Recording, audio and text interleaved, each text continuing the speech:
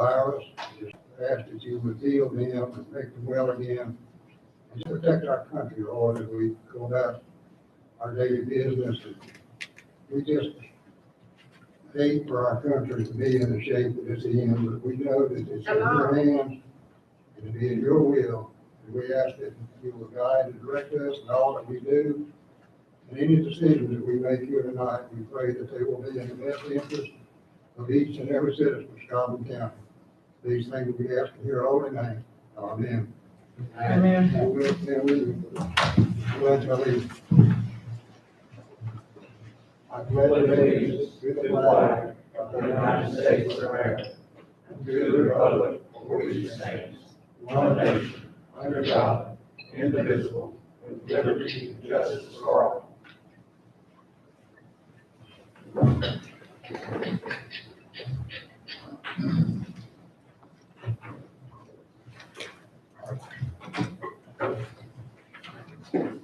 We need a motion to approve the agenda. Second. Have a motion and a second. All in favor, let it be known, saying aye. Aye. Vote like sign. All right, I will now open the public forum. Remind each of the speakers that we have a 3-minute time limit. And I'll ask the clerk to keep time for us. Mr. Joe Sumlin.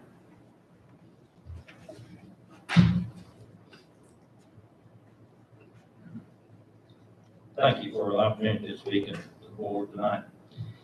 Several weeks ago, a member of this board, Commissioner Tim Ivey, posted on his personal Facebook page a comment or response to someone else's comment, which was deemed by some to be derogatory. It was in reference to an individual who shot a 5-year-old child point blank in the head, resulting in the child's death. First, any person who harms a child should receive little or no sympathy from anyone, in my opinion.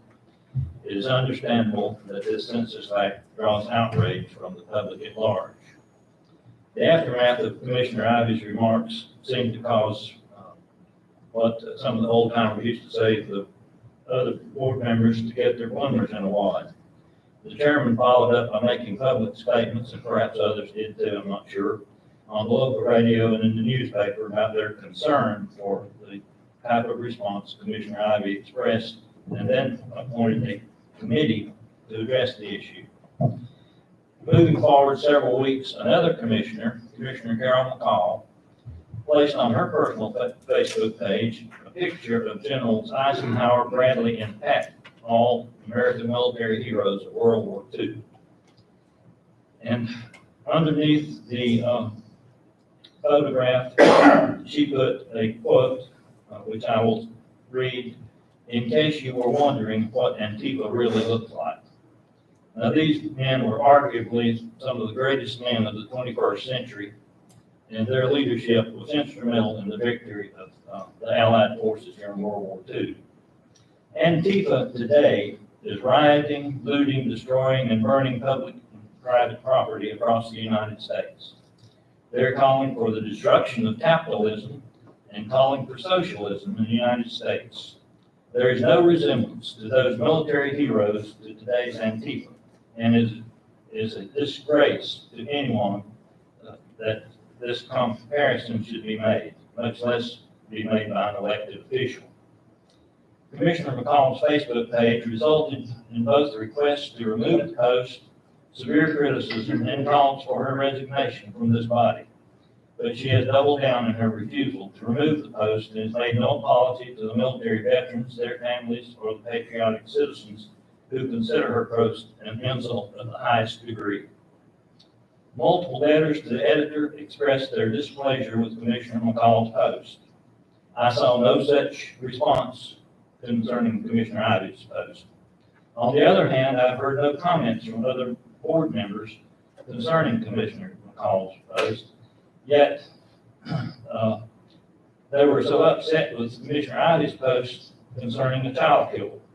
And to add insult to injury, Commissioner McCall has been appointed to this committee to look into the Commissioner Ivey's post for the box guarding the hen house. I say shame to you all.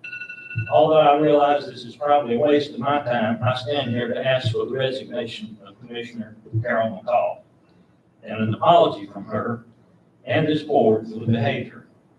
I did not expect a favorable response, and so, based upon your deafening silence on this matter and your silence on other matters such as the $575,000 mismanagement boondoggle, which taxpayers have not been given proper response to. Thank you. Thank you, sir. Mr. Chairman, Yes, ma'am. I know it would break the precedent, but I would like to request to respond to Mr. Huntley. Okay? I want to form my words very carefully, and I hope that everyone can hear me. When I posted the picture on Facebook, I fully recognized the faces of Generals Eisenhower, Patton, and Bradley. And I fully know that Antifa is an organization that began in the aftermath of World War I to oppose fascism in Europe. I didn't post anything else. I shared a picture.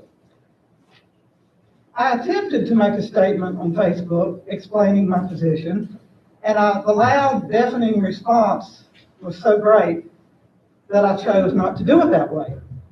So I called up Mr. David A. Norris, who had initiated the complaint against me, and we had a meeting face-to-face. Lasted about 40 minutes. Our clerk of the board was there, and Mr. Norris invited our chairman, Bob Davis, along with the press. The media came to that meeting, and Mr. Norris and I had a conversation. Since I had not felt like I could respond on Facebook in a way that would be accepted, I wrote a press release, which was printed in the newspaper, and which was also posted online a few times. So at this time, I'm going to read that press release, but I think answers the questions that you have raised about my character, about my intentions, and about my position on this Board of Commissioners. I did not know that you were going to speak.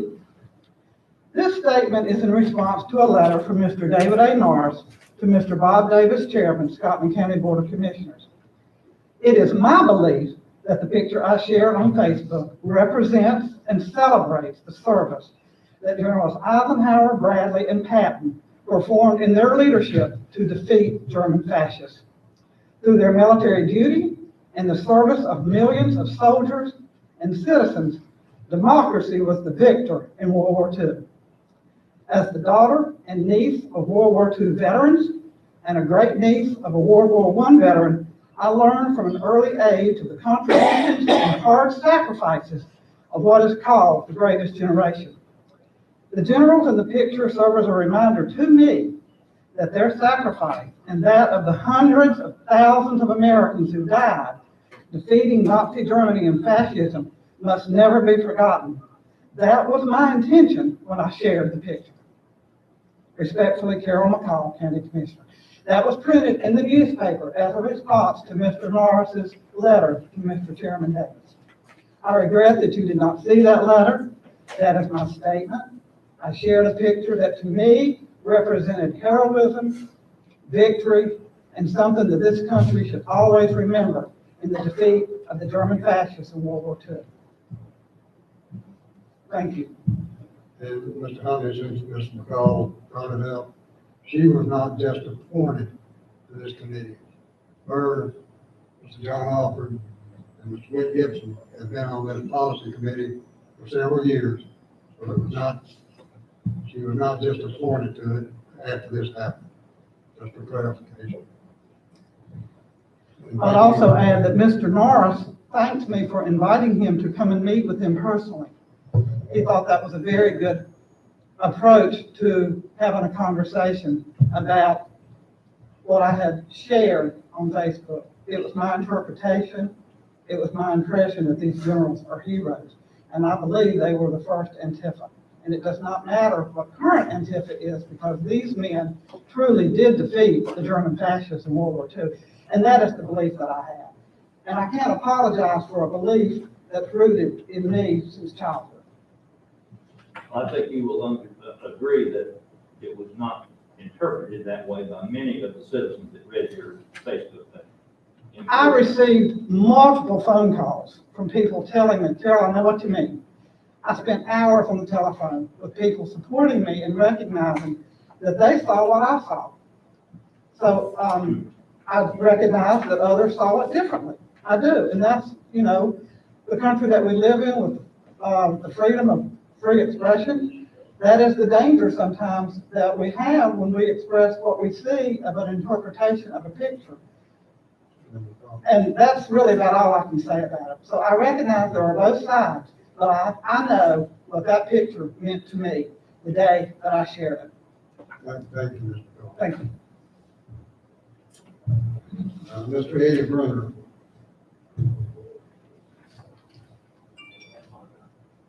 Mr. Brunner, are you up there?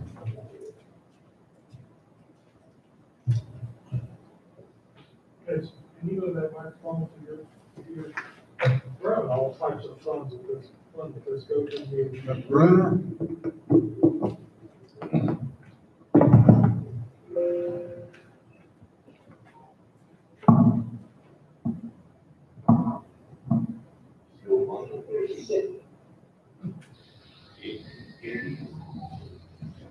Mr. Brunner?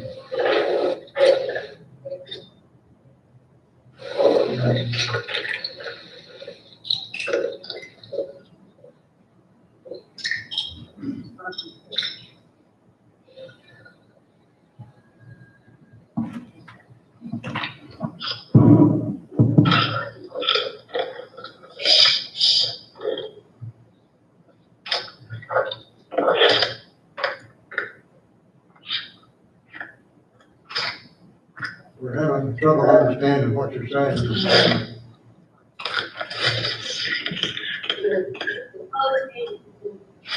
Answering this thing.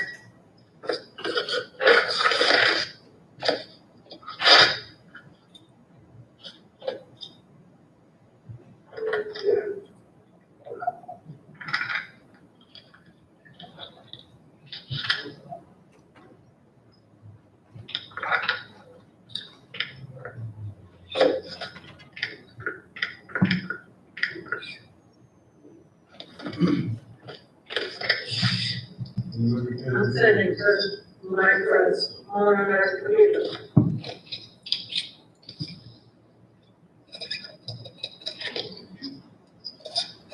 Brother, we still can't understand what you're saying, sir.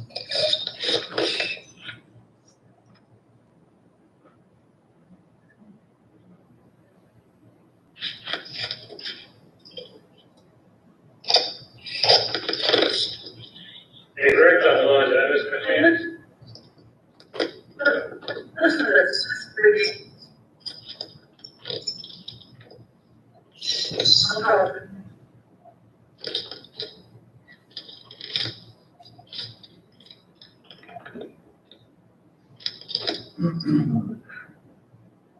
So, Rick, on the line, here. We can hear you. Hear you. Okay,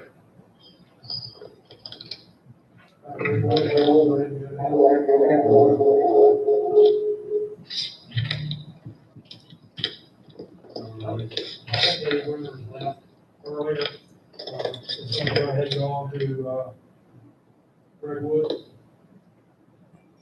What about Mr. Morgan?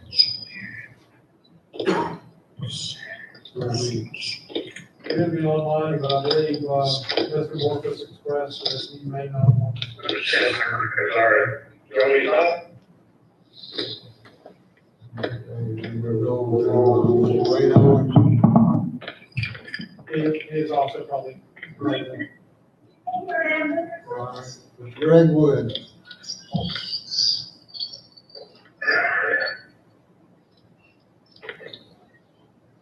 Mr. Wood, are you there?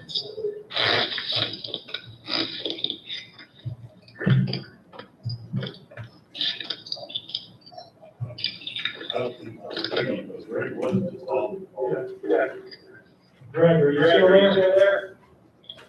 Yeah, I'm here. Go ahead, please. Want me to Go ahead. go? I'm here for us. Can y'all hear me clearly? Yes, we can. Yes, we can. Right.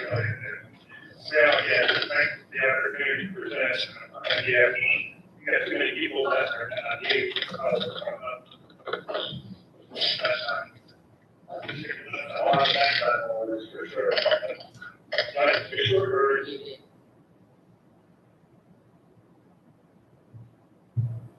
I think the short version is we gotta live with these new rules. I think we're in this till next summertime. I think in the big picture, hopefully we'll have a vaccine by January. By the time they get distribution out and give it to everybody, it's gonna be early summer. We currently have 50 to 60% of people there. They said we will not take it because all of this keeps going on in the political world. So I am trying to convince everybody to get ready to live under these new rules and adapt to them until next summer. From a data standpoint, I think the most important thing to be looking at is hospitalizations. And in North Carolina, we continue since the 1st of July to be fairly flat, somewhere between 950, 850 hospitalizations a day. That's not changing. It's actually slightly increasing, so we're not really coming down. Locally, and Kristen can give you more of this than I can from a specific standpoint. Our county has also surpassed Robinson and all the other counties in the area. Our infection rate per population is higher than any place in the area. Part of that's coming out of the state prison. I don't have the tracing data that Kristen has, but we are not having more infections in the region than our county than anyplace else in the area. We have a couple of nursing home outbreaks, and Kristen can give you a little more details on that, but we're essentially flat at best. We are not really declining, and a lot of us are quite concerned about what happens come winter time when we start staying inside a little bit more. We get a little tired of distancing and wearing our masks. We're seeing that at the national level. What will the flu do to us? There's a lot of hope that everybody masking will minimize the flu, but certainly wintertime means usually a lot more infections. So absolutely something we've got to worry about and adapt to. It's a healthcare system. We expect to have 10 to 20 hospitalizations through the winter time, and then all bets are off when we start getting cold. But we have 20 patients today, so we were hoping to run the 10 to 15. But we've got 20 COVID patients upstairs. They are sick. Vast majority of them in the ICU. We continue to have more ICU patients in general than we have ICU beds. So we are quite concerned about capacity for the winter time. So I think I've reported we have closed our inpatient rehab unit indefinitely, create more medical surgical space. Staff are getting fatigued, both physically and emotionally. I hope most of you saw we had a wonderfully socially distanced outdoors appreciation celebration to let folks know that we ended our fiscal year September 30th. We wanted to let them know what's going on, but also remind them that we've got a good 6 to 9 months to go. So again, my overall message to the community is we need to learn to comply. We need to learn to adapt. And as we learned this weekend from the national news that when you don't mask and when you don't socially distance, it creates some risky behaviors. All that said, our staff, our physicians, our board are still together. Our hospital is as safe as it's ever been. We do not anticipate letting visitation start again for a long time. Our ambulatory practices are as safe as they've ever been. Lots of infection control programs in place. We feel very good about where we are. We're fairly good with personal protective equipment. We're a little bit short on rapid turnaround tests. But for the most part, we're able to test people on a regular basis. Our staff is very healthy, and very few folks go out with positive cases. But that's externally is learn to comply. That's the best thing we can do. And from your healthcare system, though we're safe, we are worried about space and a little bit of staff fatigue. So supporting your friends, your colleagues, your relatives, by doing the little things that we're asking you to do, which is masking, distancing, and washing your hands is critical. So thank you for the opportunity. Thanks for all the leadership you guys are providing to the county, and I'm glad to take any questions. Anybody got any questions for Mr. Wood? If not, thank you, Greg, for what y'all do. We appreciate all you do, and thank you. How do you get that? Oh, I need a motion to approve the consent agenda. Mr. Chairman, before we do that, I would make that motion, but I'd like to take item H off for discussion. I'm sorry, I'll get it. Item, which one, Tim, Health Department reclassification, number, I think it's item H.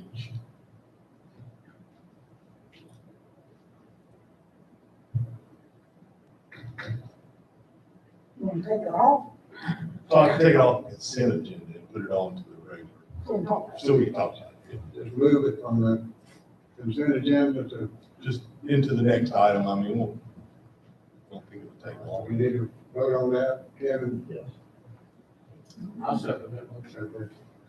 All in favor, let it know, say aye. Uh, All right, we're gonna move item number H. Off to later on.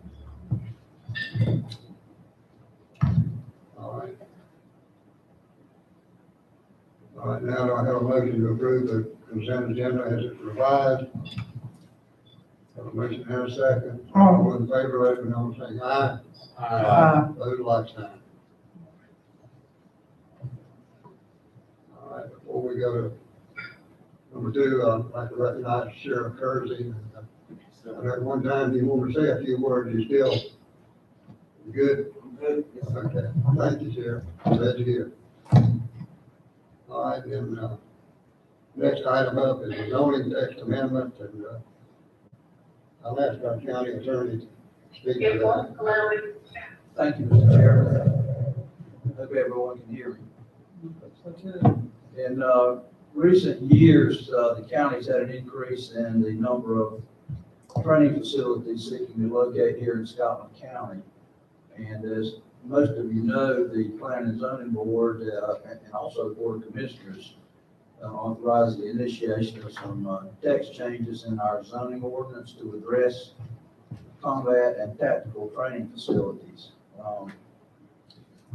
The gist of these amendments are that they define two types of training facilities, combat and tactical training facilities, identifying the zoning districts where each is allowed, deleting certain buffer requirements, and most importantly, imposing objective standards and requirements for each of these two uses. The Planning and Zoning Board met, I think, at least 3 times within a 45-day period to consider these amendments and to make recommendations to this board. The Planning and Zoning Board recommended, among options to be considered, to add additional regulations to tactical training facilities located by right in neighborhood commercial zones. Mr. Sam Cribb, who is the chairman of the Planning and Zoning Board, reported this to the board, and in recent conversations with him, he stands by that recommendation. That recommendation continues. This board, at a meeting on September 8th of 2020, conducted a public hearing on the proposed amendments. So there's been a great deal of opportunity for public comment between the zoning board meetings where they received primarily written input, and then the Board of Commissioners meetings where you've had people, I believe, speaking at the public forums, and also quite extensively at the public hearing. I'm sure some of you have had people speaking with you informally as well. These proposed amendments apply countywide, but much of the public comment on the amendments has focused on the DGCI project, which I'm sure each of you is familiar with. DGCI obtained rezoning for a tactical non-live fire training facility in 2018. The limitations that are imposed by these proposed amendments regarding acreage minimums, height limitations, decibel level limits, proximity of the operation to its boundaries, restrictions on the number of days that the blank fire may occur to 60 days, and other buffering requirements apply if you adopt these amendments to the DGCI folks. They have indicated that they will apply under these amendments, and in so doing will subject their operation to the limitations included in the amendments. Under the current situation as they stand now, under the 2018 approval, none of these limitations are enforceable against them. The only limitation being that they have a non-live fire operation. Recently, we had what was a well-publicized, demonstration of the components of tactical training at the DGCI location. It was, I believe, the intent of the board that most of the folks that had concerns about these amendments be invited. I think they were invited. Although that is the case, we had 2 board members at the demonstration. We did not want to have a majority, of course. The media was there as well, and I think other than Mr. Owens, Richard Owens, who's here with us, I don't think there were any other folks who were concerned with these amendments there. I was there, and I think the information that was forthcoming from that particular demonstration not only applied to the DGCI tactical training facility, but would have universally applied to other facilities that would be affected by these amendments. As your counsel, will advise you tonight that in my opinion, the board should adopt these amendments, and if there are changes that you may want to discuss, certainly that's up to the board, but the purpose of this action would be to give clarity to our zoning officer, to potential applicants, and to anyone else who's concerned about these tactical training facilities and the combat training facilities, so that there will be better guidance, particularly as to the tactical training facilities. And in so doing, you will also impose significant limitations on these facilities that are not in place at this time. Thank you, Mr. Chairman. Thank you. All right.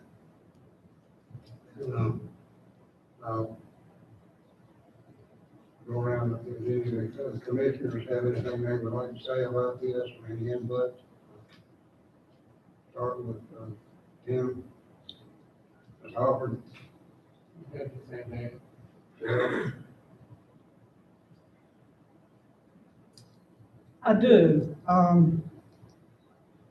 want the citizens to know that this issue has been taken very seriously by the board, and that speaking for myself, I have spent hours upon hours upon hours studying it, looking at the information.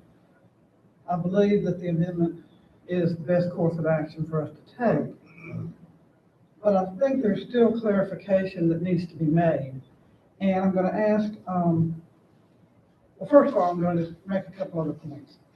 I'm not really sure that everybody in Scotland County knows that we have a combat training facility in Scotland County, south of Larnborough Maxton Air Base, and it's combat training, and it's by the Griffin Group, and it's been there almost 10 years. And I did the research, the staff did research for me, and within 1 mile of Griffin Group, there's 25 residences. And within a 3-mile radius of Griffin Group, there's about 150 to 200 residences.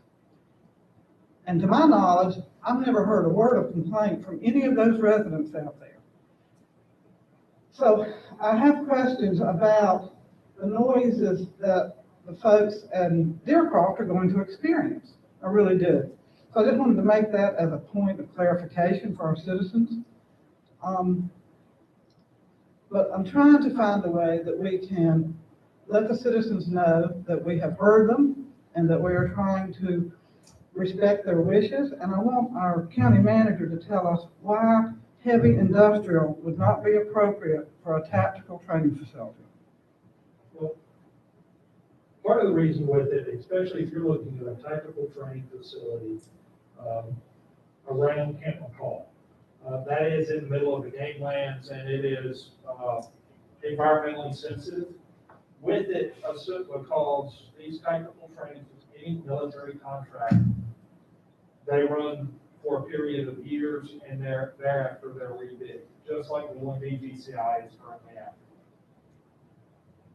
So assuming that at some point in time they will lose the bid, then that happens, that business will not be there. If they transfer the property, it has a heavy industrial permitted use into game lands. That would allow somebody who could come in and put in a business that is allowed by right with a heavy industrial area.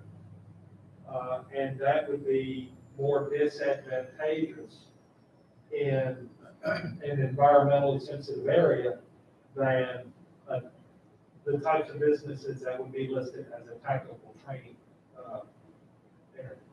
So that is to try to limit the number of businesses in there. And if you look at a number of any of our industrial sites, our industrial parks in the community or in the county, you will see that a number of them are considered listed properties under DENR as having some type of contamination. The sand hills are a recharge area for the aquifers, so that is not something that we want, that I would recommend that we try to encourage up in the sand hills area. So that is the number one reason why I would not encourage heavy industrial use up in the sand hills. Another issue that has been brought up through all the emails and telephone calls that we've all received, I mean, I'm not the only one receiving all this information, is the parcel size. And I know that the amendment has said 30 acre, and I have asked our attorney if we could increase it to 40 acre without impacting the amendment. And I think we can. And that would reduce the potentiality of other tactical training facilities coming into Scotland County if we increase the parcel size to 40 acres. Am I correct in that? You may increase it if you choose to. You what? You may increase it if you choose to. If you choose to, right. But, and that significantly reduces the opportunity for other similar industries to come into Scotland County if we have a 40 acre limit on it. So that was one issue that I wanted to bring up. And they have 42 acres, They right? do have 42 acres. So, okay. And then I'm going to keep talking while I have the microphone, then we'll go on down to the other end. The other issue that has really confounded me in this is that I think we have two issues. We've got the citizens of Scotland County concerned about tactical training facilities in our county. And then we have a campaign being waged against us through full-page advertising and mailers. But we really don't know who they're coming from. So I did some research and found out that Veterans and Sportsmen for the Sand Hills is an LLC registered with the Secretary of State on December the 9th, 2019. Their registered agent is CT Corporation and no officers are listed. So we don't know who they are. But yet it says it's not the way we do things in Scotland County. But who is we? We don't know who we is. And a lot of money has been spent by this we. The ads themselves were probably over $3,000, and this mailer was well over $10,000. So I have been confounded by this campaign and then all of the emails and calls from citizens in the county. And I just wanted to be clear that this is an outside entity. They're registered in Raleigh and Sanford. They're not a local group that has waged this campaign. And I think citizens need to know that. So I'm taking this opportunity to make that clear. If this group wants to come forward and say, here we are, that'll be fine. I'll be glad to talk to them, but I don't know who we is. So those are my remarks. I feel that we have worked hard to try to do what is very best. We want to attract industry. We are very much military friendly with a combat facility training out at the airport. The Golden Knights are out there. We have a long history of a partnership with our United States Army going back to the 40s. So those are my remarks on this subject. Thank you, Mr. Chairman. Ms. Betty, are you still with us? Ms. Goldston.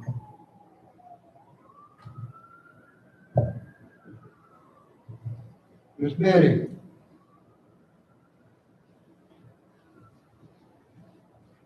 She's still online, she's muted.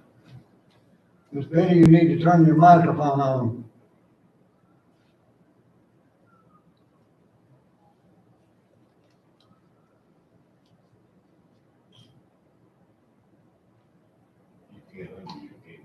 Ms. Betty, if you care to say something, Can you unmute your camera?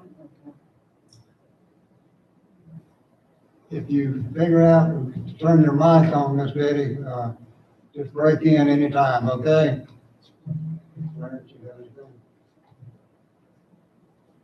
Mr. Chairman, I don't know that Mr. Johnston mentioned this. I think there's a pertinent piece of information. The DGCI group received their, applied for and were approved for permission to move forward in a hearing that took place in November of 2018. And they can today start their project on that property under the permission that they were granted in 2018. I think what this board has wrestled with, one of two or three things. One of them is there are people who are encouraging us to vote against the amendment when the amendment gives us a chance to put some restrictions on DGCI that otherwise would not be able to be placed on them. And through conversation with them, there are restrictions that they are willing to abide by. That's correct. And I think that's an important piece of information. Well, they're willing to request a permit assuming that they qualify under the requirements that you propose. Right. I've, like all of us, and I've been on the board for 8 years, I don't think I've ever gotten as much email or had as many phone conversations about a subject as I have about this.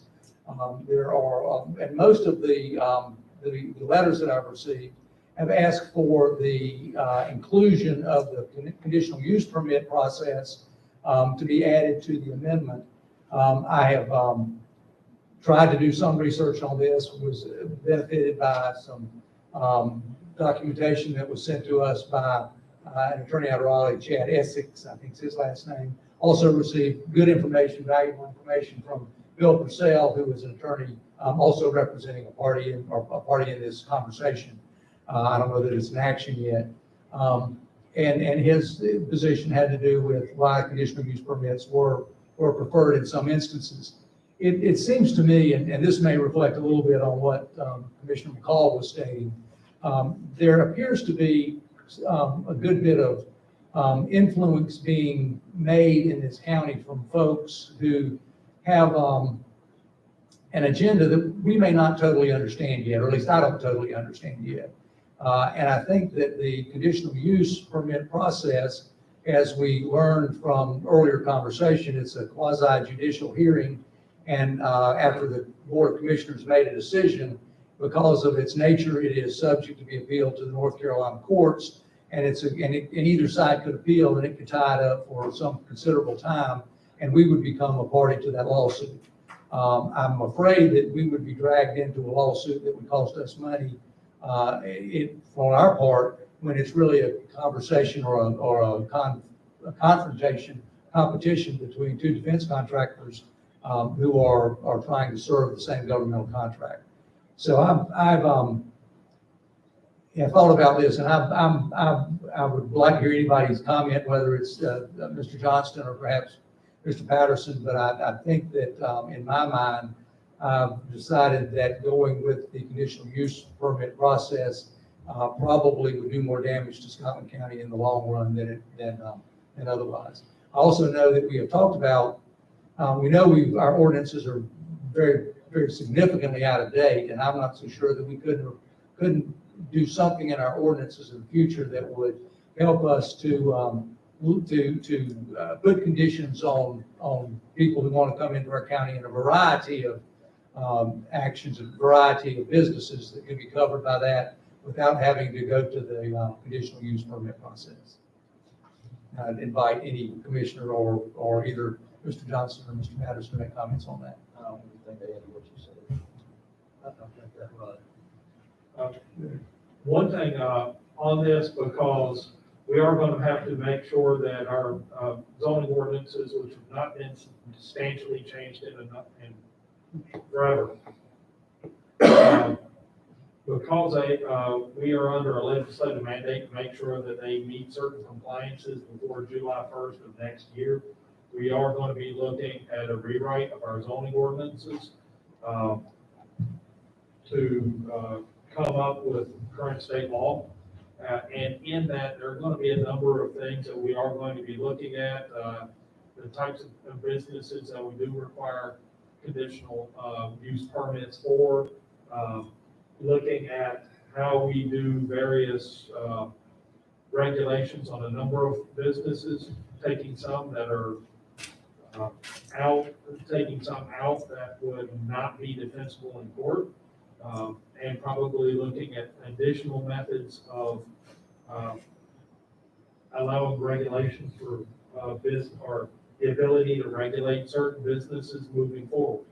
So we will be looking at doing some, probably, some significant changes in our zoning ordinances, at least in certain areas over the next 9 months.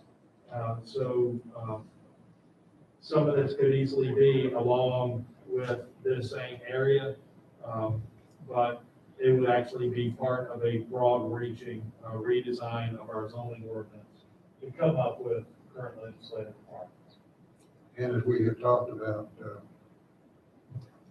we need included in that is our land use. Yes, We, in our planning retreat, we talked about our zoning and our land use. That's two important things that we need to move on. And like you said, it has to be done in the next few months. yes. I guess. Mr. Chairman, one other comment that I'd like to make, or question, is, one, I like the suggestion that Carol made about increasing the size of the piece of property. I know that in the amendment, there was a recommendation that we remove the section having to do with buffers. Can somebody tell me why that was done? Well, as to this particular set of amendments, there are buffering requirements in them. And I think when we do the rewrite, we'll probably want to tailor the buffers for the newer rewrites. But the buffering requirement is included in the language in the amendments as to combat and tactical training.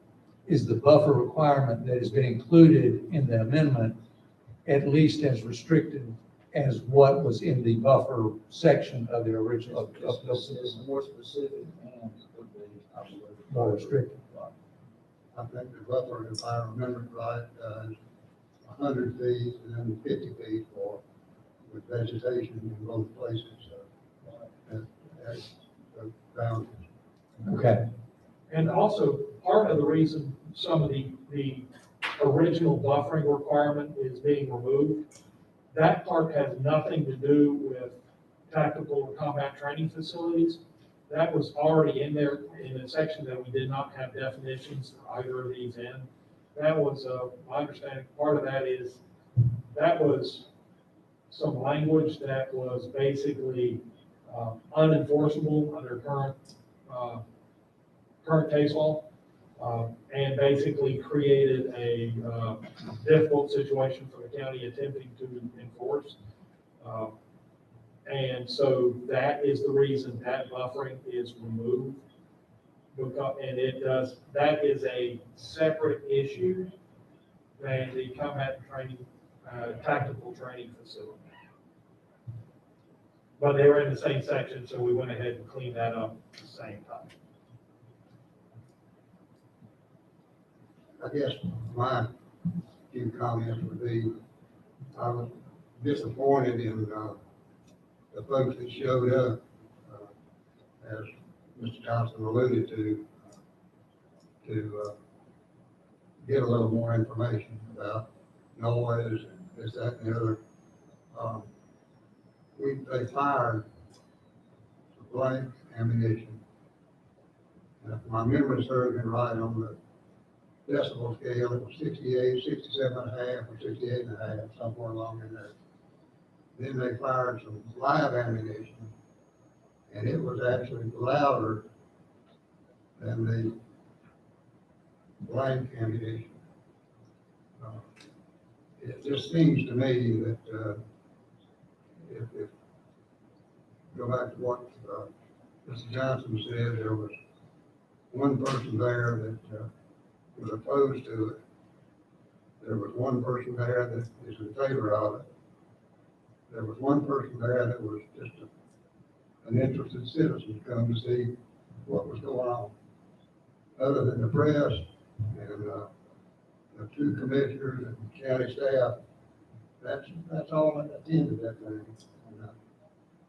And I think I had envisioned at least one or two people from the Deer Cross community to come and ask them questions and hear what the decibel level was.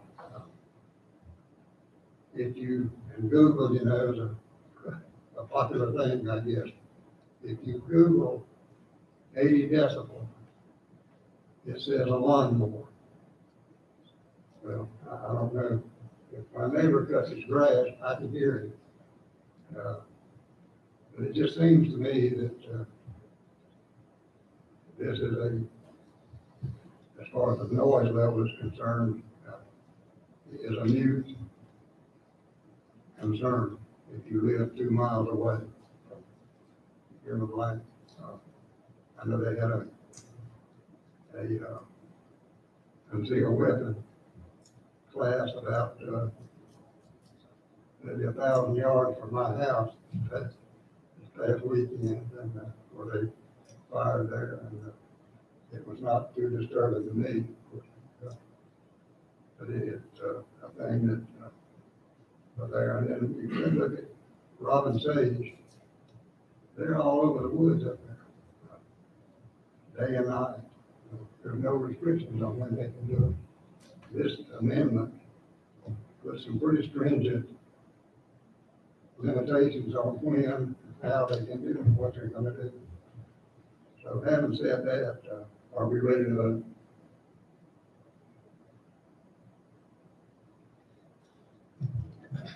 All right, then I'll entertain a motion to approve the zoning text amendment. I'll make a motion to approve the zoning text amendment with the following change of 14A.2.1, item A, which increasing that to 40 acres. Say that again, please. Increasing that section 14A.2.1, item A, to the 40 acres, Commissioner McCall mentioned. Increasing the acreage. Yeah, into 40 instead of 30. So even 40 acres, Well, this outfit has 42 acres. Right. okay, I've got I think we need, I got you want to make the change to 40 acres. Right. So let's vote on that, and then we can vote, if we vote on the change, and then we can vote on the amendment, is that how we need to take the action? Well, I think that, you probably have some language for the motion itself. Okay. I've got the language, and we'll do the language with the recommended changes of 40 acres. Is that okay with you, Tim? Okay.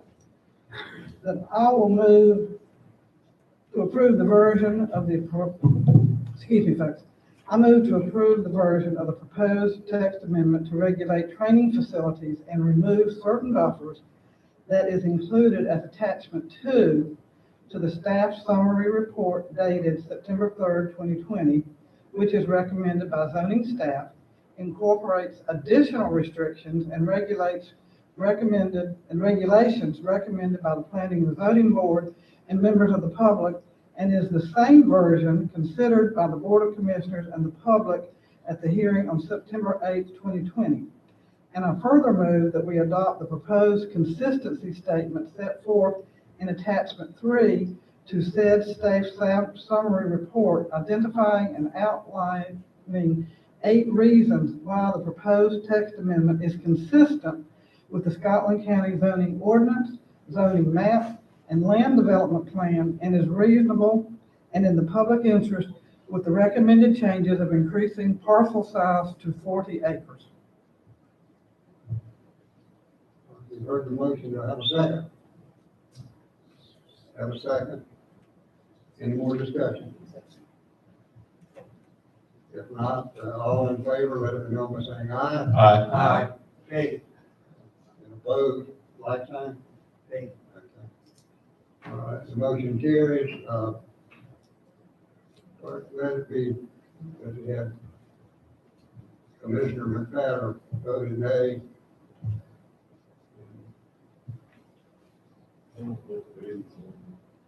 All right. We'll move along into the capital committee report. Kevin?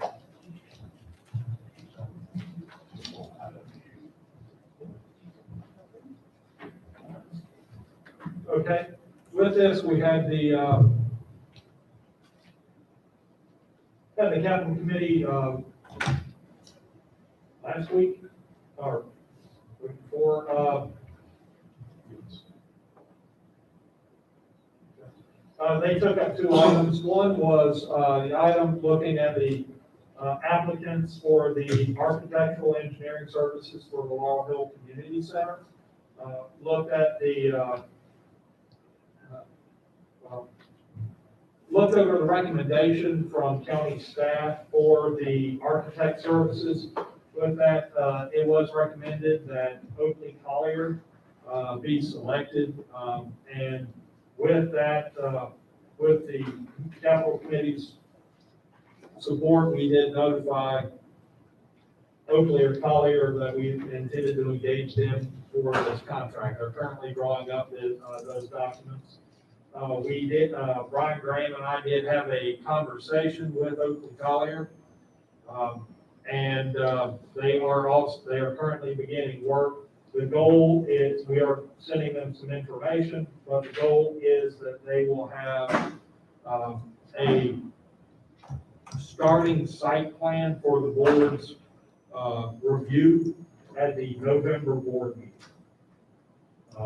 This would be a potential site plan for the entire park as well, for the entire community center area, as well as a building footprint.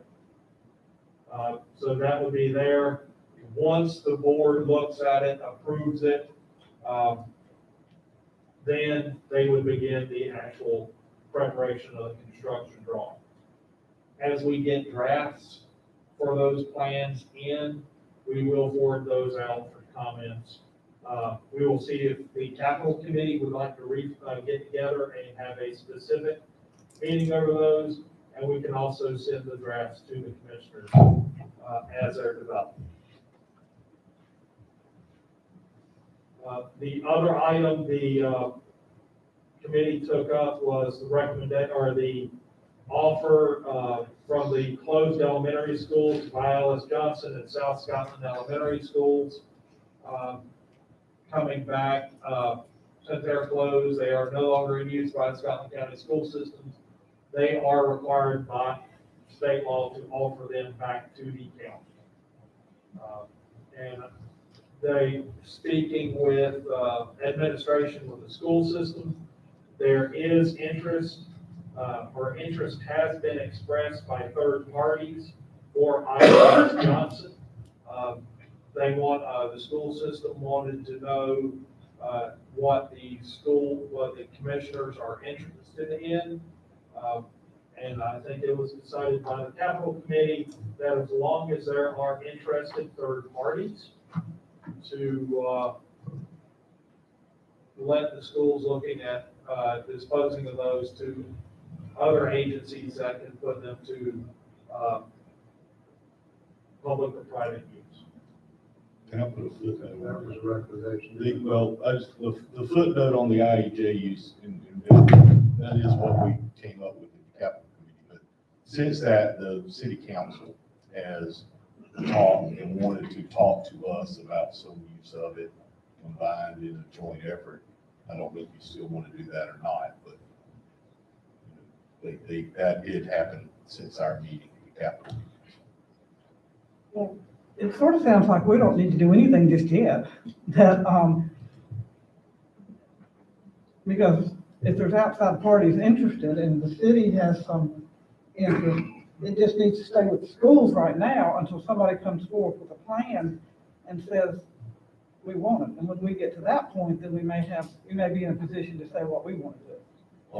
I think we have to give the school our first right of refusal That's before they true. can move ahead with it. But if you That makes sense. decide to take that thing, you better have some deep pockets.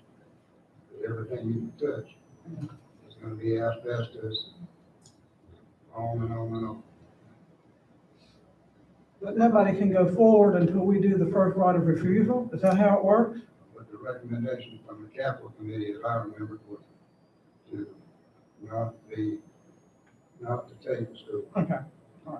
That was, and but I just wanted to add that footnote since the city had had their meeting since then. So, Well, I would think if the city had interest, they could always come back. I don't know, we have to make that decision tonight, That's, I guess up to the board. yeah, that's up to the board. The, school system simply cannot, they can't take further action on it until the board makes a decision. There may be a time limit on that, I'm not entirely sure. But, until this board takes action, they cannot, dispose of the building to another agency. All right, well then, does this board want to take the recommendation of the capital committee, not the, say we don't want Ellis Johnson or South Scotland? Well, I don't want to hold the school system up, and it kind of sounds like to me that's what we're doing. If we don't act, it sounds like we're holding up the school system. And I don't want to hold the school system up if they think they've got a third party that's interested in this. I thought it would be a joint venture with the county and city. Sir? I thought they were talking about a joint venture between the county and the city. I don't think they've ever got together. that's what the city's asking for. That was one of the things that. Are we gonna hear about? Tim, is the city, is there still a third party out there that's interested? I don't know who the third party, I don't know anything about that. Because it seemed to me like the greatest possibility, excuse me, might be whatever third party is willing to enter into this endeavor to take on help provide some of the cost and use some of the property, building or land or otherwise. And then there may be room for both the city and the county to go in and work together to provide some use for the rest of the property. So if we say that we're not interested in it, I don't want that to communicate that we're not willing to be a partner in whatever somebody else comes up That's with. what I was saying, we have to own our own. Yeah. We're not saying not to enter into it with the city or somebody, to help with the thing, but it's in disrepair. But I think that if I'd rather just come to the capital committee if it's what they wanted to do. But if we need to turn it down so that somebody else can move forward with whatever they're going to do, I would like it to be turned down with the caveat that we are not saying we're not willing to participate in whatever action might take place on that property. But if we have to turn it down so conversations, negotiations can take place with other people, then we are willing to do that. Yeah, I think we were just turning it down, just us as a single board, not as a overall. Yeah, we're not limiting what we want to do, we're just letting it go forward without us holding it back, is the way I see And it. I'm all in favor of that, but I want us to be willing to be a partner to this if necessary. And we haven't got a formal request from the city asking for that, have we? I mean, No. for a meeting or anything. That may be step one.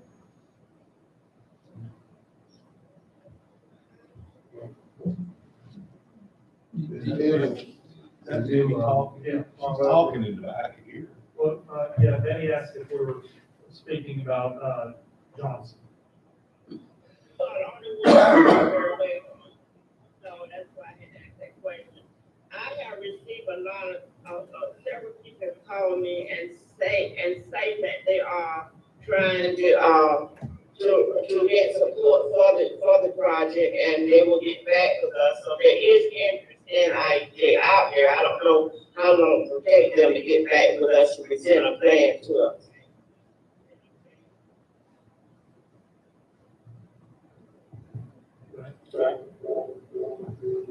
check with the schools, Kevin, and see if they do still have somebody interested in.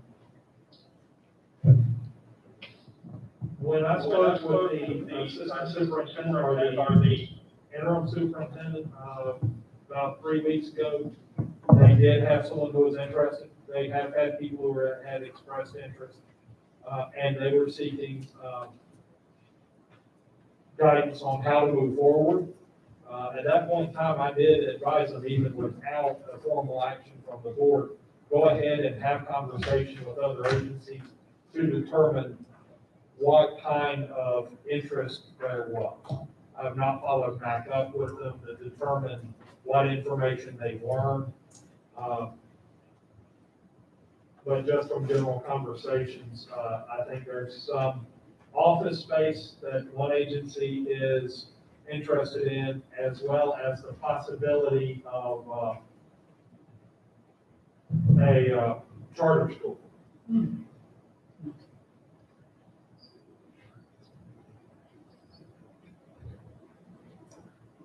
Well, in order for the schools to move forward, we've got to take action. And if we don't take action, the schools can't entertain a third-party offer. So I'm gonna try to formulate a motion that allows that to happen. So I'm gonna say that we accept the recommendation of the capital committee that we do not accept South Elementary and Johnson, but that we would remain open to the schools and to the city and to the community if someone wanted to engage us in any type of partnership for the use of the building. That's my motion. That's my motion. Betty, did you hear that? I accept that motion. She said she seconded. She seconded, Bob. Okay. All right. Ms. McCall, you ended that, you said the use of the building. Can we say the building and property? Sure. We just, now, Building and ground. Building and building grounds. grounds. Building and grounds.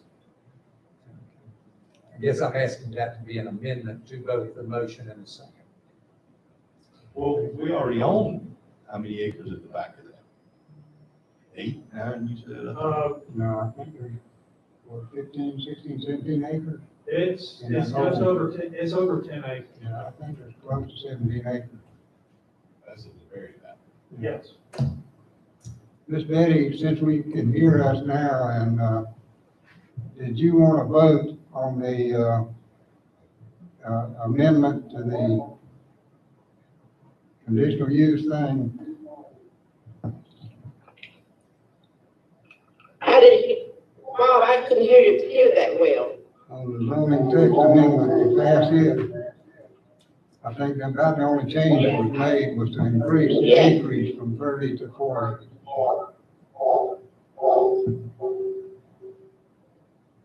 I voted for the amendment, yes. Okay, thank you. All right, then we have a motion. To get a second on Carol's motion, Betty seconded Betty it. seconded. All in favor, let it be known, or is there any more discussion? Thank you. All in favor, let it be known, saying aye. Aye. Opposed, like sign. Betty voted in favor as well. All right, policy committee report.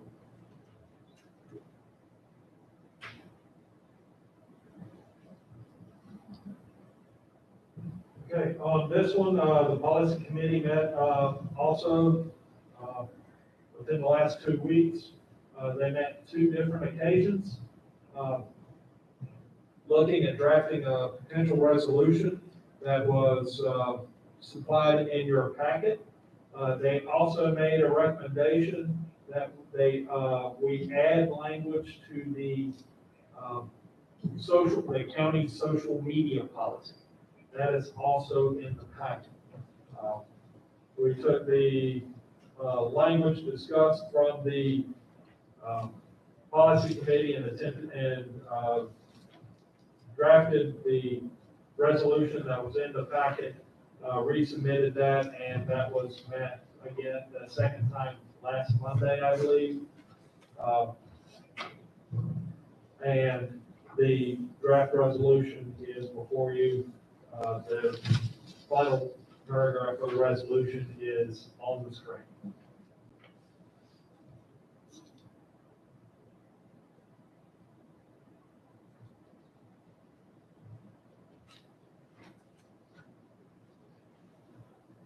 All right, what's the wishes of the board? I'm just gonna make a comment, and it's really in light of what was said earlier in the meeting. The policy committee did not write this draft. Commissioners Gibson and myself and Commissioner Alford, we supplied our thoughts and words and opinions to staff. And the resolution that you have in front of you was written by our staff. It was not written by me or Commissioner Gibson or Commissioner Alford. We left there giving them what we thought should go into it, and they wrote it, and this is what they have brought back to the entire board for approval. Mr. Chairman, is this resolution somewhere on the website where the public can see it? Yeah, I'm not sure there is, yeah. Yeah. I think not until after action from the Until board. we do it, there may be a draft of it, but it's not.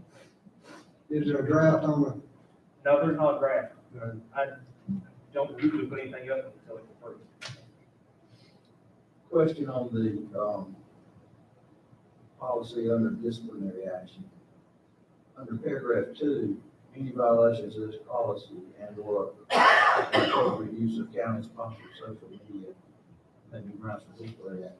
Is it the intention under that paragraph to make it applicable to county employees? Because in the initial paragraph, elected officials, the board members are, is paragraph 2 just addressed to employees because Yes, yeah, be no disciplinary action for board members. correct. And that is existing. And that would apply basically to employees. Clearly, you don't want board members included. Yes. It may not be obvious from, well, maybe at the bottom of the page, you can see this is page 9 of a 9-page policy.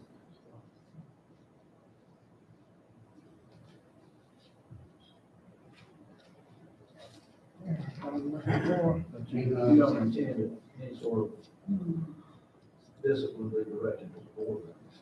But the only, I think, possibility would be that the board could vote to remove a member of the Board of Commissioners that the board has appointed to another board. Okay, is that considered disciplinary action then?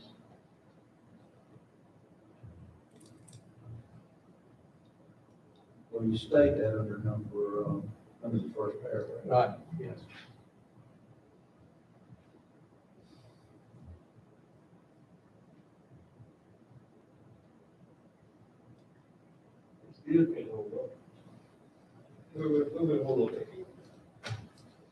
Well, you, as the board members, No, they're only saying, it's not applicable to board members. Certainly wouldn't be. Other than the modification of a seat on board. Auxiliary board. Right. And my question on that would be, and maybe it's in the previous pages, because all I see is page 9 here, but who is the deciding factor of what violates that? I mean, there has to be a point that it's what violates that? I mean, who makes that decision that violates it? And because if you know, you could go out there, just like Mr. Patter said, and there's not a lot of teeth in it, but the thing that concerns me about it would be, anybody here could use this as a political tool. And you said the sky was red today, and I could take offense to that and make it into a political thing rather than a true disciplinary or don't do that type thing. And that's my only concern with it is, where do we get the decision making on it? And Because just what's above that says appears to violate the legal ownership interest and content violates the site's terms of service. I'm sure there's more than that in there, but that's all I see. So, For this, for elected officials, what would be considered, a violation of this policy would be at the discretion of this board. For county employees, that discretion would be within me, yeah, I understand that. obviously, but as far as you, this board is the sole discretion for that. What I said in the meeting, it is my belief that we will only take action against the commissioner if it was a violation of the oath of office of the Constitution.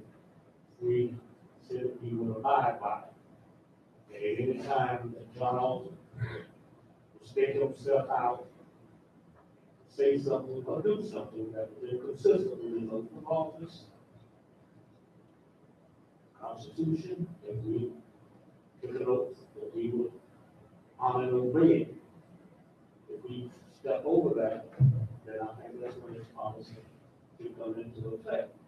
Otherwise, there was no intention to censor anybody or to discipline somebody for what they might say, except when it involved us, other elected officials. When we appoint you to a board or committee, then you're doing what we otherwise would be doing, and you are held to that standard. And Well, this also says any member of an auxiliary board. Is it always said that, or does that mean? Because that could be the numerous boards around the county. I won't pick on historic properties, but that's where we just were. If Joe Smith says something undue on his Facebook or Twitter or whatever, pick the app, then, you know, he could be removed from that board because it's something, it doesn't define it, but if it's like Robert You have to be clear. Right, it needs And it to, has to be people we appoint. yes, It has to be people we appoint. no, I understand that, I'm saying, but it's gotta be better, to me, it's gotta be better defined, and it just doesn't, this leaves, and I'm not saying anybody here to do it, but think 20 years from now, or 5 years, or 2 years, somebody uses this as a political tool, the way it's read right now.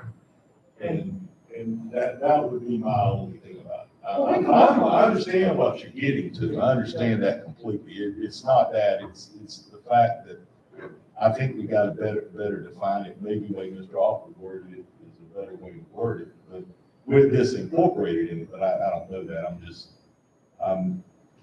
that's my concern about it. Is there a definition somewhere else in the preceding, maybe 8 pages of what inappropriate use of county-sponsored social media platforms is? That's kind of what I'm getting to. yes, there's a litany of different items that would be considered. Okay. It's on page 8. Remember that? And the one area that, of that list of material that would not be specifically, that would specifically not be allocated towards commissioners. Well, but again, I'm trying to say, it's everybody's point of view, and it's more of what, like Mr. Alford said, if we violated something with the state or US Constitution. And I'm gonna use you as an example, Carol, so I hope you don't mind. That post that we talked about tonight, I understood 100% what you said, Well, thank you. except for one thing, Look, the word Antifa on there, because it had the connotation of what's going on now. but you know what's at the bottom of the page, Tim? No, I didn't see it. Well, I mean, I'm talking about what's on the picture. I'm not talking against you, so you don't have to defend No, yourself. I'm not gonna get defensive, I've been defensive for too long. I know, but I know where you were trying to go with that. Okay. I guess what I'm saying is, it's all in the eyes of the beholder. Right, perception. Right, and I didn't feel like it was my place to jump out there and start talking about I mean, don't take that as offensive because I shouldn't be out there doing that, but, and vice versa. But that's, I'm just using that as an example of, it's in the eyes of the beholder and it's in the eyes of who wrote it. You know? But I don't think at any point it would have violated this policy or even if we make the Constitution as part of that policy. It's just too wide for me, I'm sorry. Well, it's hard stuff to do, that was what. And with that, in the resolution, in the sixth whereas, there is the statement, an individual may choose to be offended by any comment, and not all issues are going to be universally agreed to. Right, that's in the resolution, I'm talking about the policy. Yes. But, yeah, so that's why we do have, language in the policy itself that would be there. In the policy, it does talk about, political speech, and that is our political campaign material. That is primarily what I use, through, county-supported means. You cannot use a county-supported computer to go on Facebook and like a political candidate. Now, what you do after hours, that's a completely different item. As long as it's not on the county. Right. So this policy wouldn't apply to either of the two commissioners that we discussed tonight, because they're on their personal. It would not apply to any political statement that a commissioner is making, not using county resources. They cannot use county resources for political. So whatever commissioner chooses to post on his or her Facebook page, will not subject him or her to something under this policy. If it would be under one of the other categories, they might be considered. If they were, some of the primary areas are, sexually racial harassment, creating hostile workplaces. That's governed by federal statute. Yeah, Well, that's a crime, yeah. so that's different, I mean, that's a crime. But anything that's going into there, anything we, not, highly provocative material, anything that is bordering, coming into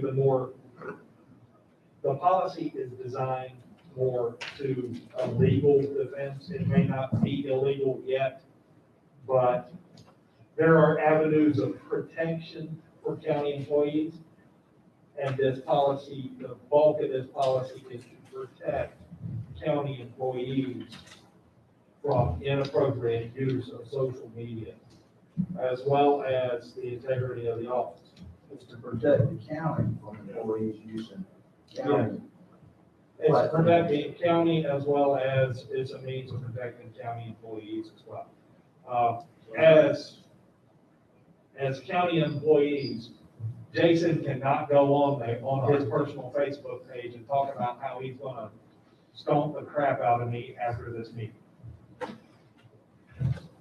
But commissioners on their own Facebook page, basically excluded, except for really extreme. Yeah, I think, and not trying to put words in Tim's mouth, but I think if we tied any violation of this for an elected official to his oath of office, anything he would do that would be in violation of that oath, that which means supporting the Constitution and the laws of the state and the country. If we took this back and tried to do that, does that seem to? Well, I think that's what Mr. Alford was saying, exactly what he was saying, exactly. Well, I think that's But what. I just think this is just too open for, somebody could weaponize this from this board and use it as a political thing. And Well, then can we I'm not separate? saying they will, but he could. Could have, would have, should have, but you're right. We've got two issues. We've got the social media policy, we have the resolution, and they can be, we can approve one and not Right. the other. I'm fine with the resolution, it's just the policy. Yeah, I mean, maybe it needs to be fine tuned. I'm not an attorney, and if we want to have it looked at again and bring it back in November, I think that, November. Mr. Johnson, do you have anything that you might could add to it that might could? You asking me? Yeah, yeah. Well, I'd like to probably take a look at the first 8 pages to see what they say. See, okay, But, probably like to do that, but I think there's a fine line and we need to be careful to, especially with board members, Mhm. as you both have just experienced, that, nothing be put in place that would, infringe on the right of a member of the board, an elected official, on his or her own platform from some sort of speech that is not beyond the pale. I mean, stuff is really way out to understand, but I think there's a great way to police that, and that's called the next election. Yeah, let me make a suggestion then. Let, give the county attorney, a chance to look at these 8 pages and look them over and, bring them back to the board and move them. But I'd still like to make a motion to approve the resolution as Sure. it's written, and then we'll take the policy as a separate issue. I second that motion. We've got a motion to approve the resolution. No second. Any discussion? All in favor, say aye. Aye. Okay.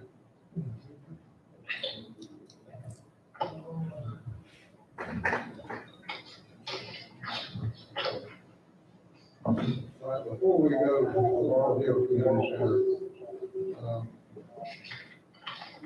how about we go back to, the consent agenda? And, look at, item H. Mr. Chairman, if you'd like, it's up to you, but we may could wait till the, health department presentation, because it deals with that. If you want to wait till, or if you want to move it up. No, that's fine, I didn't want to forget it. All right, Kevin, the Laurel Hill Community Center. Okay, with this, actually, most of it I've already mentioned. We did have a conversation with Oakley Collier, architects, and we've been having, conversations with, this firm in different phases for a number of years, so we're quite familiar with them. But the goal is to, have a, conceptual site plan back to this board, for the November regular meeting. As we have drafts ready and prepared for conversation, we will bring that information back, to you individually, and probably look to meet with the, capital committee and or the, Parks and Recreation Advisory Board, as sites are, as the plans are ready. Just for the conversational timeline, we looked at, or we discussed having a groundbreaking, second quarter of calendar year 2021, so April through June at some point in time. But that could also be quicker. Possibly, but, Just do that. yeah. Yeah, I said it could be soon, So, if all the things fell in the right. if everything worked perfect. There you go. All right. Boards and committee appointments. You want me to go first, or you want to say what you have to say? I don't know how they relate, because I don't know what's on your mind. About the health department. No, it's more than committee. Now, we're gonna wait till after. Number 6. I'm sorry. We are at number 6. No, the health department update is when Dee would like to bring up now. Okay. So after the board's prepared. Oh, okay. We do have some appointments to make, and in reference to the health department, appointee, I'd just like to remind the board and the citizens that the health department board specifies the professions that people have to hold before they're appointed to the board. And it is a challenge to find the various professions that people are willing to serve. So we do have the reappointments of Diane Bean, registered nurse, Dave Rayleigh, professional engineer, Charles Todd, registered pharmacist, and Dr. Earl Bowling, optometrist. They are all willing to serve again in their respective professions. So I'd like to make a nomination of reappointing these 4 individuals to the Health Board. Second nomination. Betty also second. All in favor, let me know by saying aye. Aye. Opposed, like sign.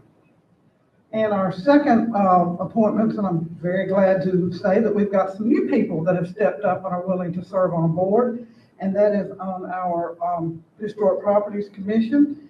We have the appointment of Dewey Lamb, who has been a faithful volunteer and has agreed to be a board member, and Mr. Ryan Locklear. So there would be 2 new appointees that have never served on that board before. So I'd like to make a motion to appoint Mr. Lamb and Mr. Locklear to Historic Properties. Second. Have a second motion and a second. Any discussion? All in favor, let me know by saying aye. Aye. Opposed, like sign. All right, Mr. Townsend, are you still with us? You still have, the SCATS, Transportation Advisory Board application from Tim Martin. Okay, I'll make a motion that we appoint Mr. Martin to the SCATS Transportation Advisory Board.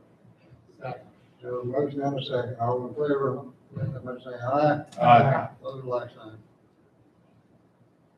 Ms. Kristen, are you with us?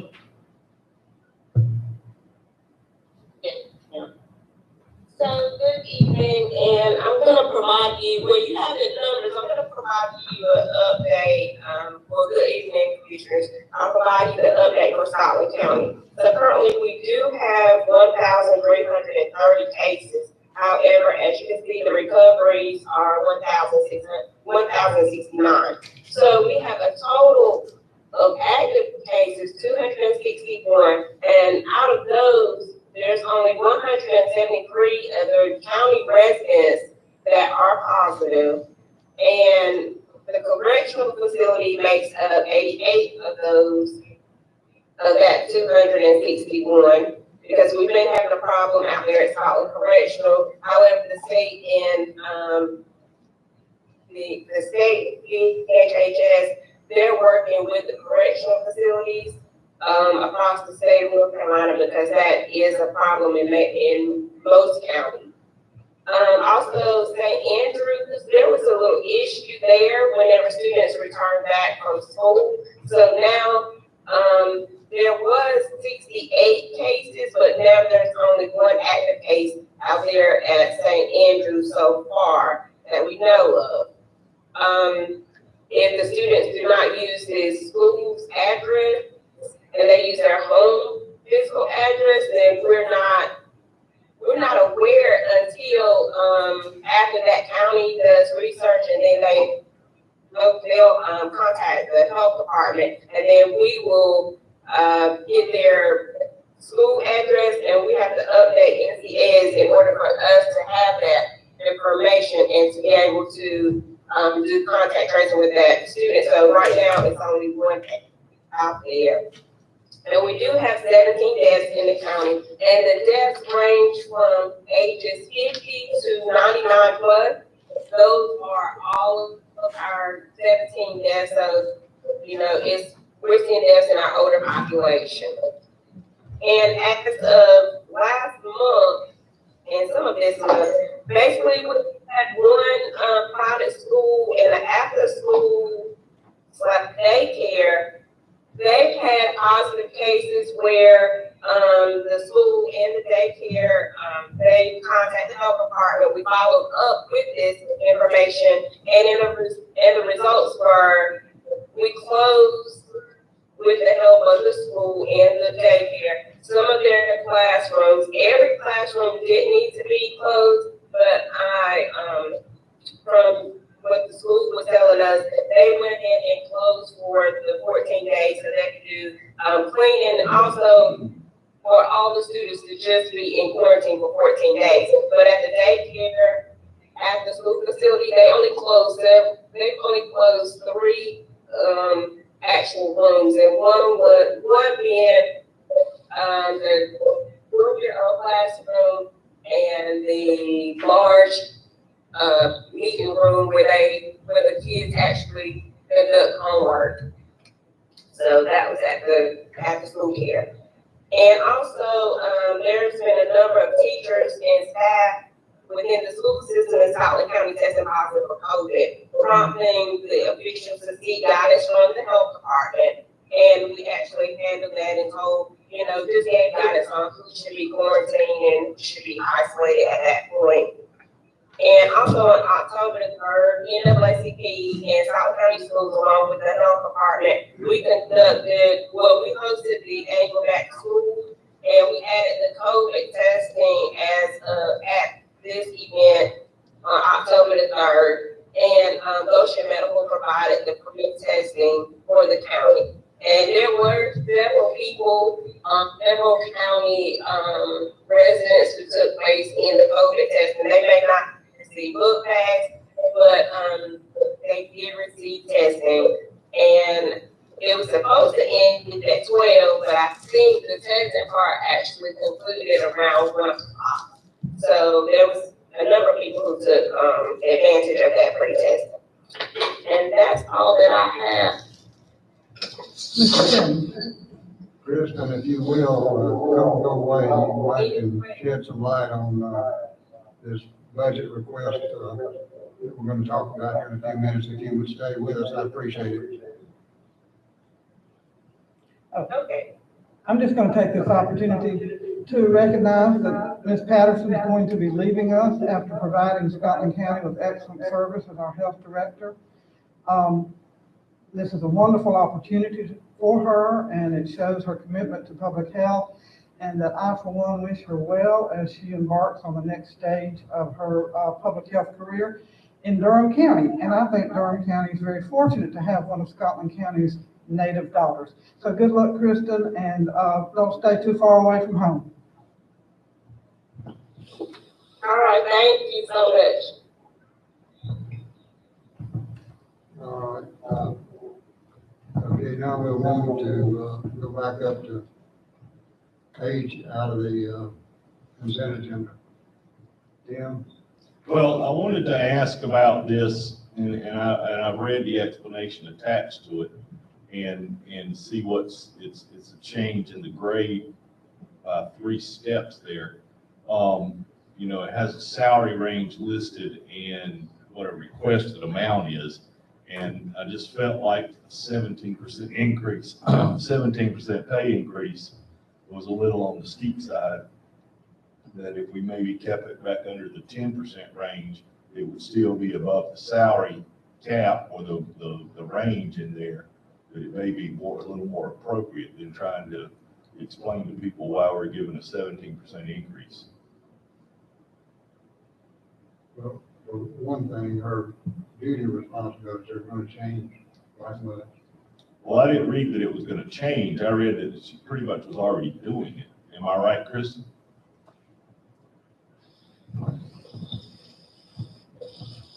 Kristen? Whenever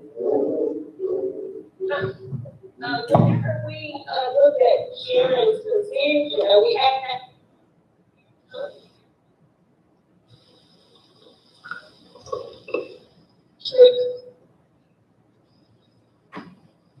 hello?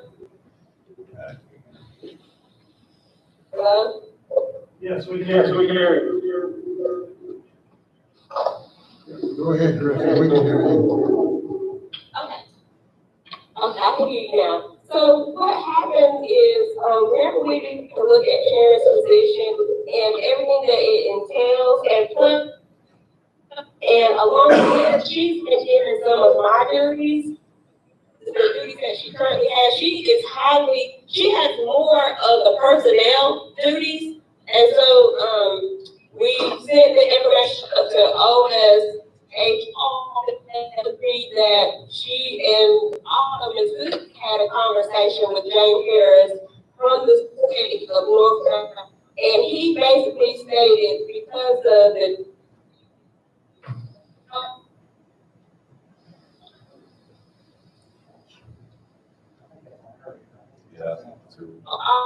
officer that and the personnel duties that Sharon currently has, that it warrants personnel officer. And they were talking about the, equity within, the county. And basically looking at this,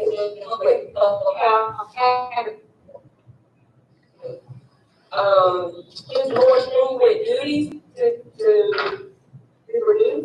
And basically, Mr. James Harris and him and Susan, they had that conversation. We had the emails where he stated, no,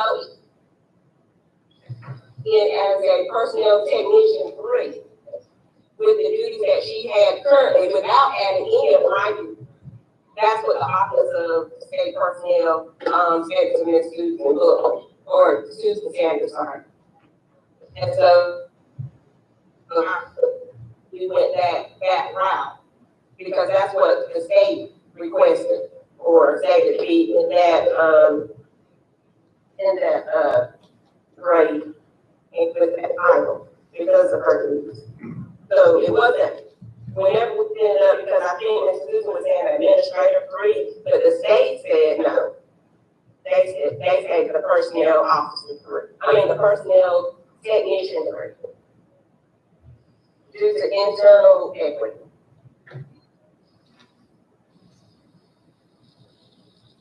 Well, I mean, I understand the reasoning behind it and all that. I'm just questioning the amount of the increase, 17%. Where you mentioned that. When you're only needing 10% to get it into the range.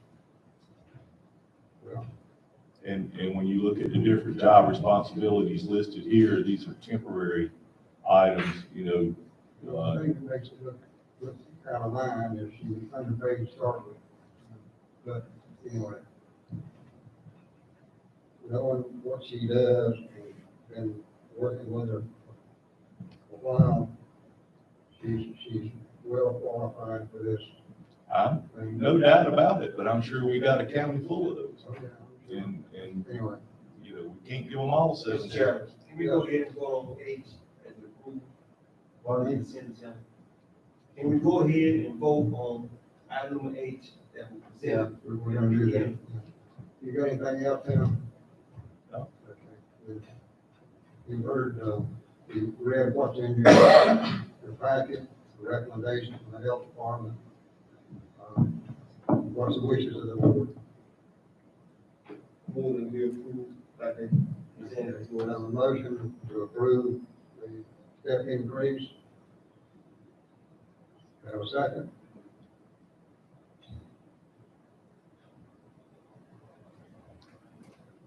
I second. Okay, have a motion and a second. Any discussion anymore? If not, all in favor, let it know, saying aye. Opposed? No. Jason, you make that note? Jason, they voted, I'm getting better. I'm getting better. All right, Kevin, county manager.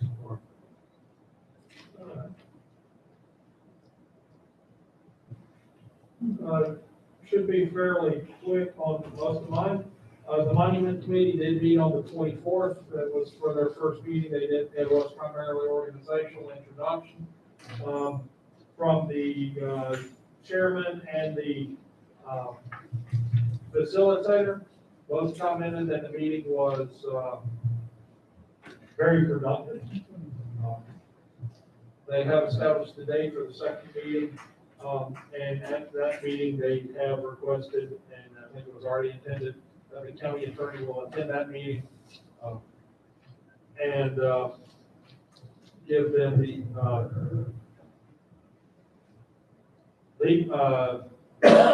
the status of it, the memorial legally, as well as what the legal ability that we have as a county as far as it goes with dealing with a memorial. The first meeting was held virtually. I'm assuming this next meeting will be held virtually as well. What's the date of the next meeting? October 12th, next Monday at 7 o'clock. So, and with that, county staff is not involved. We facilitate, we start the meeting, and then we leave it to them. We check in to make sure when they're ready to close the meeting. So, that is the situation. Radio tower, finally, the radio tower is up operational. The old tower has been removed. The fencing, the final fencing should be finished this week, so the radio tower project should be complete by the end of the week. In conversations with, our communications director, our 911 dispatches, communicators have seen a improvement in, communications from around the county, including where before they were having difficulty hearing. People, especially with handheld units out in the northern part of the county. They have not had additional complaints since we moved up. Well, they've had one issue since they moved over, and that was somebody who had a walkie-talkie that needed to be replaced. But they have, they can now hear our officers in the northern part of the county. So, we are still working, with the city of Laurinburg. So now we have, some of the radio equipment that we moved out. We are looking to move that to the, water tower, by the EDC, as having that as a redundant system for public safety. So that should hopefully further enhance, communication in the northern part. And we're still working on that. Before we can do anything, we are gonna have to work with an engineer to make sure that we get the, load analysis done on the water tower, before we could actually put anything else on there. We already had the firing test. Yes.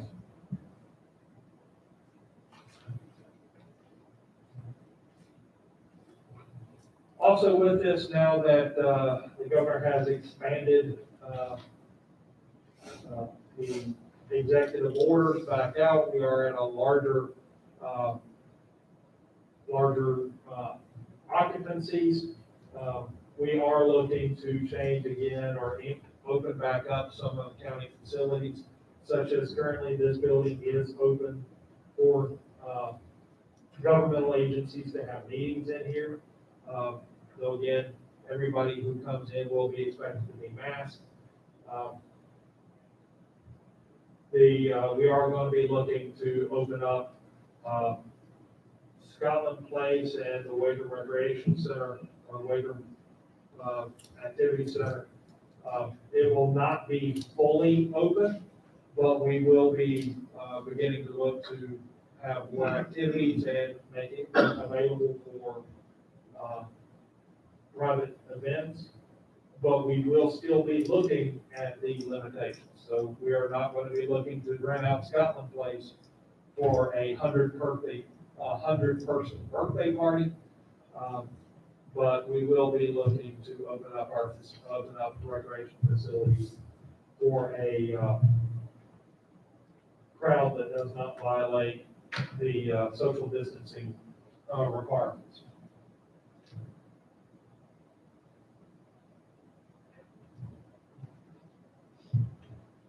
The one thing that is in here, and I'd like your permission on, with the COVID relief funds that the county has, of course, parts of those funds will be dedicated to municipalities, but we're also looking for a means to additionally support nonprofits in the community. And when I'm talking about community support agencies that provide services.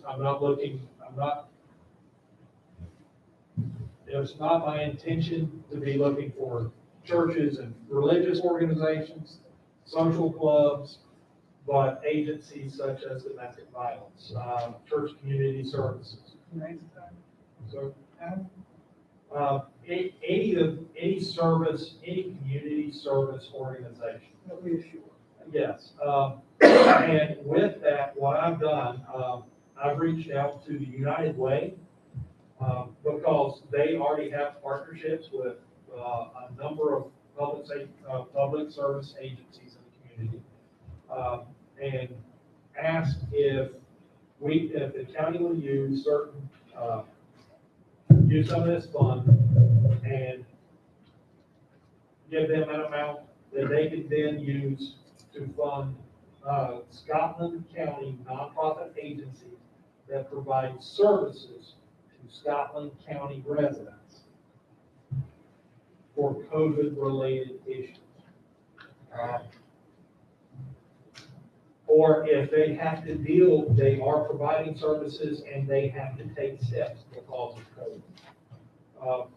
That we look to fund, United Way. They already have disaster funds that are set, disaster accounting that they have set up. They already have reporting for those agencies. And they're used to accepting applications, for that. So it's my recommendation that we actually look to support, that we would provide a grant to United Way that they would then in turn allocate to, community service nonprofit agencies in Scotland County. Need action. I would, yes, I need action from the board to do that. Do you have an amount? I'm sure you have found out that that's okay to do, use this money Yes, in that way. It is. yes. And an amount I was looking at, because it would also be divvied out further, I was looking at potentially $75,000. So that is a significant amount of money, but it would also, when you spread it out, it might be smaller, but the amounts would need to be utilized by December 31st. How much of that fund do we have left? Right now, amounts that I have not allocated about $800,000. I want to mention this now while we're talking about this fund, is I know we have to get rid of them by the end of December or spend them, but I really want us to look at some sort of, county employee hazard pay bonus, whatever you want to call it, between now and the end of the year. That if we can use those funds for that, and I understand we can. So I just don't want to forget that. So I'm not saying to do it now. I'm just. Right. I'm not telling you that I'm going to surprise the policy committee about broaching this. I think they're meeting tomorrow. I'm not going to advise anybody that I'm going to surprise them with talking about that topic. Then. I wrote the seal. Yeah, that's okay. Thank you. But the board has expressed that same interest, so. Okay, I just, Well, I'll make a motion,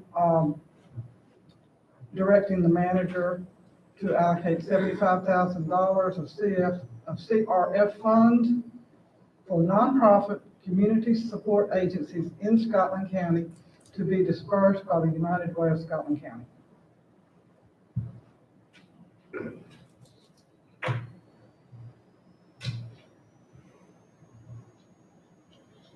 You've heard the motion, have a second. Second. Second. All in favor, let me know by saying aye. Opposed, like sign. Now, let me ask you a question, Kevin. United Way. Mhm. When you see, Salvation Army and Walmart Christmas time. Mhm. Without a penny of that stays in Scotland County, that all goes to somewhere else. Yeah, that's probably the payable office of Salvation Army, or the Cumberland County Office of Salvation. None of this thing would go to them. No, this is, Stay in Scotland County. yes, it would all be Scotland County, all four Scotland County services, Scotland County organizations. well, they have to report it back to you as to what you do. Yes, Yeah, I want to get a report back of how it's distributed, yes. and if they don't distribute all of it, let us know. If they, whatever they don't distribute by December 31st, we have to come back to it. Okay. And there would be no administrative dollars for United Way that goes to this. So United Way itself will not benefit from these funds. Make that clear. County Commissioner, you. Ms. Betty Goldston, are you still with us? Yes, You got anything to say? Any comments to make? I'm not hearing real well tonight, so I'll save mine till next time. So she'll save it till next time. Okay, that's a good thing, but I can't hardly hear you. All right. Clarence? No, sir. I have said all I'm gonna say. Thank you. Me too. And I will entertain a motion to go into closed session So move. pursuant to, Second. all right, I won't read all this mess. In accordance with the agenda. And we do it in here as soon as we run the press off. Yes. Talking to me? We appreciate you staying with us as long as. As we do. Can I get 30 seconds with you, Mr. Chairman? Let's take a You do couple have minute to break. Take about a 2 hour break.